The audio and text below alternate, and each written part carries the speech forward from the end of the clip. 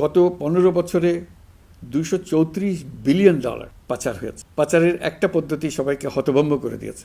এই পাচার হয়েছে বিদেশে অধ্যয়নরত সন্তানের কাছে টাকা পাঠানোর নামে। তিনি সন্তানের লেখাপড়ার জন্য এক সেমিস্টারের অর্থাৎ 3 মাসের খরচ বাবদ অফিসিয়াল ব্যাংকিং চ্যানেলে পাঠিয়েছেন $3,33,00,000 অর্থাৎ প্রায় 400 কোটি টাকা। পাচারের এর চাইতে বেশি তাক লাগানো পন্থা আর কি আছে, তার কোনো সীমা আছে বলে আমার মনে হয় না। এই রমজানে যাতে কোনো পণ্যের দাম বেড়ে না যায় এবং বিদ্যুৎ সরবরাহ যেন বিঘ্নিত না হয়, সেই জন্য আমরা সর্বোচ্চ চেষ্টা করেছি। দাম নিয়ন্ত্রণে এই প্রচেষ্টা চলমান থাকবে। রেমিটেন্স যোদ্ধারা আমাদের দেশের অর্থনীতি গড়ার বীর সৈনিক। অন্তর্বর্তী সরকারের অন্যতম কাজ ছিল ব্যাংকিং ব্যবস্থায় আস্থা ফিরিয়ে আনা। বর্তমান সরকার দায়িত্ব গ্রহণের পর থেকেই দ্রব্যমূল্য নিয়ন্ত্রণে জোর ব্যবস্থা নিয়েছে। রমজান ও ঈদে বড় চ্যালেঞ্জ ছিল জিনিসপত্রের দামের লাগাম টেনে ধরা, বিদ্যুৎ সরবরাহ নিশ্চিত করা। এই রমজানে যাতে কোনো পণ্যের দাম বেড়ে না যায় এবং বিদ্যুৎ সরবরাহ যেন বিঘ্নিত না হয়, সেই জন্য আমরা সর্বোচ্চ চেষ্টা করেছি। রমজান মাস জুড়ে সরবরাহ চেনের প্রতিবন্ধকতা কঠোরভাবে প্রতিহত করতে সব ধরনের ব্যবস্থা আমরা নিয়েছি। দাম নিয়ন্ত্রণে এই প্রচেষ্টা চলমান থাকবে। প্রিয় দেশবাসী, গত 16 বছরে শেখ হাসিনা যে ভয়াবহ লুটপাট কায়েম করেছিল, আপনারা সেটার ভুক্তভোগী ছিলেন। ছাত্র জনতার অভ্যুত্থানের মুখে তারা পালিয়ে যাবার সময় এক লণ্ডভণ্ড অর্থনীতি ঢেকে গেছে। এই পরিস্থিতিতে দায়িত্ব নেবার পর অর্থনীতি পুনরুদ্ধারের জন্য অন্তর্বর্তী সরকার নানা উদ্যোগ নিয়েছে। ব্যাংকিং খাতে শৃঙ্খলা ফিরেছে। ক্রমান্বয়ে অর্থনীতির অপরাপর সুযোগগুলো ইতিবাচক ধারায় ফিরতে শুরু করেছে। এই সরকারের সবচেয়ে বড় চ্যালেঞ্জ মূল্যস্ফীতি।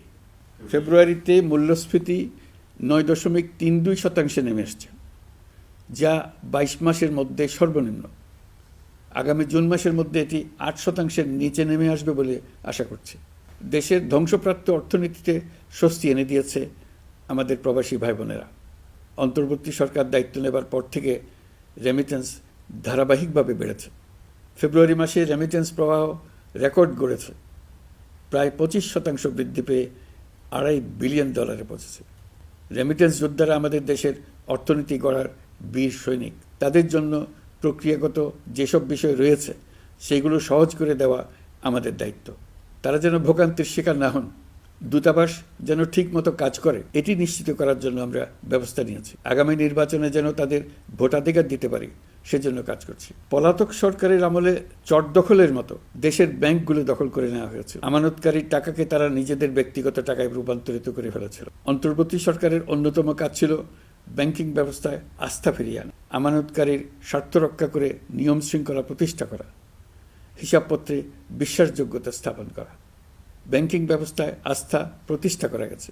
গত 15 বছরে $234 বিলিয়ন পাচার হয়েছে। এটা আমরা জানি। কত রকমভাবে পাচার হয়েছে তাও জানার বিষয়। অভিনব এক একটা পদ্ধতি ছিল।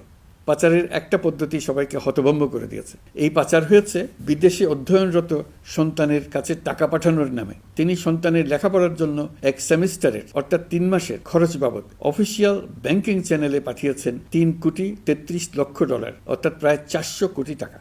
পাচারের এর চাইতে বেশি তাক লাগানো পন্থা আর কি আছে, তার কোনো সীমা আছে বলে আমার মনে হয় না। আইন, নিয়ম, নীতির জায়গায় যখন হরিলুট প্রতিষ্ঠিত হয়, তখন এমন সব কিছুই সম্ভব। এই অর্থ পাচারকারীদের দ্রুত আইনের আওতায় নিয়ে আসার লক্ষ্যে ইতোমধ্যে আন্তর্জাতিক তৎপরতা জোরদার করা হয়েছে।